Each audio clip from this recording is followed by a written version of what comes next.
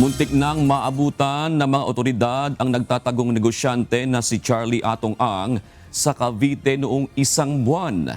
Ito ang kinumpirma ni Department of the Interior and Local Government Secretary John Vic Remulla at sinabing nakatanggap ito ng impormasyon na namataan nga si Ang sa Cavite.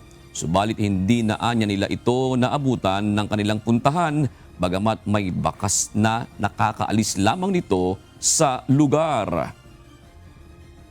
He's here in the Philippines, for sure. Last sighting sa kanya, Cavite, 1 month ago.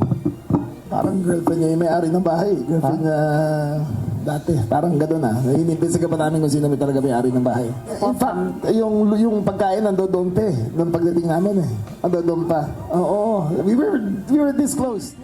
Itinanggi naman ng kalihim na may matataas na opisyal ng pulis na tumutulong kay Ang. Si Ang ay may patong sa ulo na 20 million pesos mula sa DILG kaugnay ng kaso ng mga missing sabongeros.